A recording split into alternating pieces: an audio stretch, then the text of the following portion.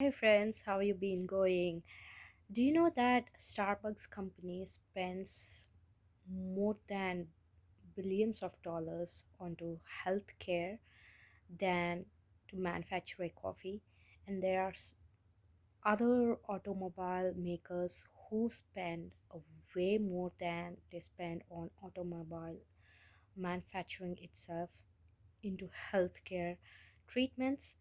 Now, this is not a wondering fact that how companies are thriving enough to spend more on healthcare and and help the employees to be as a, a great resourceful to the companies.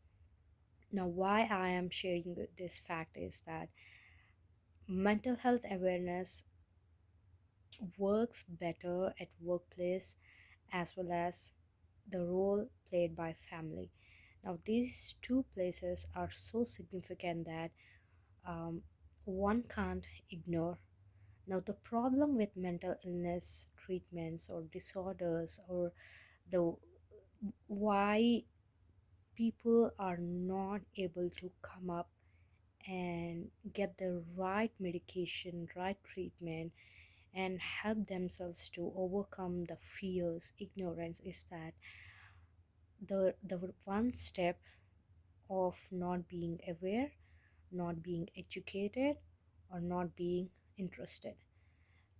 Now, as we think about mental health treatment as a social taboo or a misperception of not being treated, will only be be untreatable unless organizations talk about or come up with an open culture of or opening the things that will improve their mental health conditions, the treatments, programs, and more on these things.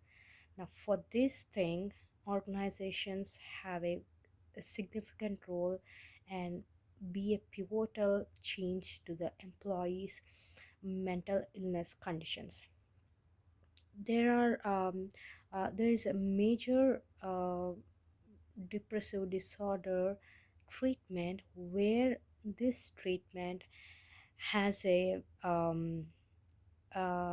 diagnosis through neuroimaging diagnosis where there are chances that one can be found out about the depression uh, effects like aberrant behavior or feeling of guilty and loss of appetite, getting impaired concentration. All there are a bunch of things can be revealed through diagnosis, treatments, and so on and so forth. Companies taking the initiatives help the employees to develop the first hand first aid cure to an employee, which will prevent advancing of stage 4 of mental health illness. And there is a study showing that how mental health illness has a greater incidence on the physiological effects of a particular person. Now, for example, there is a study that had shown that a prescription or receiving an antidepressant prescription has increased the odds of taking prescriptions for diabetes by 30% and cancer by 40%, and for heart disease it even increased more than ever. Now, you can correlate that how mental health has a great effect on physiological or the physical health of a person. And we all know that, or we don't know that how they are interlinked and how we should take care of the things that we are in charge of. If companies are taking this lead or having this culture, it's a blessing to an employee and will make that particular employee's life a better than before and help to build the confidence, the strength within oneself. Now, companies are thriving, and one the thing that they can thrive is that educating on the first hand symptoms, the um, uh, first aid kit, or the things that they should take care of, the checklist will help the employee to understand the conditions by themselves and how they can change their behavioral aspects in a micro level, and help them to take charge of their own life with the baby steps provided by uh, organizations education program. And number two, it's about creating awareness on what are the solutions to the illness conditions that they have already facing, that they couldn't find somewhere else, they couldn't talk up about this to anyone in their family members. But this at the workplace will help you to uh, talk about the employees own ill health condition. Awareness will help you to talk about the treatments, the solutions, the DIY practice, the spiritual practice, or the mindfulness practice. On this note, I want to emphasize or underscore is that leaders, CEOs, startup companies, entrepreneurs, business owners who are interested, who practices mindfulness or spirituality, has a great help to the employees, because you are the people who show them how to lead by example.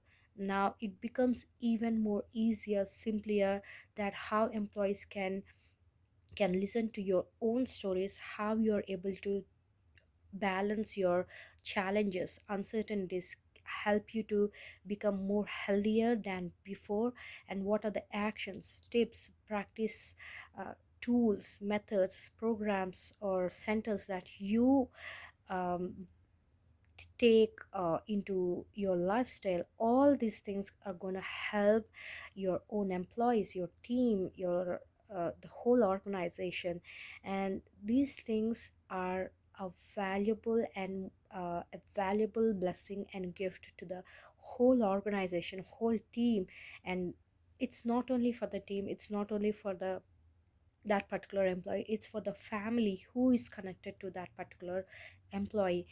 This will help the relationships in their family nourished, will help them to see a better side of the life. Their kids will be loving the and the whole community, it's not one family, it's the families are um, who are connected to that organization, be more grateful, be more cheerful. And this is the way that mental health culture, or the workplace can help to advance the organization's community or the well-being of a whole organization. On this note, I'm bringing down into the two significant points are that leaders should having this open mental healthness wellness culture will only create a long-term successful roadmap for the organization, for the whole team, because this brings the immunity, the strong immunity to face any pandemic or challenges or overcome the uncertainties.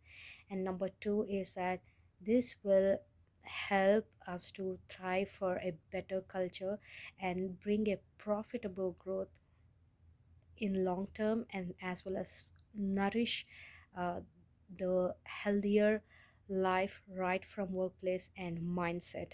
And I'm going to end this episode here, and will join you in the next week with another episode on mental health. You can check my previous videos on my profile, and you can see my other videos on YouTube as well. And I'll see you again. Bye.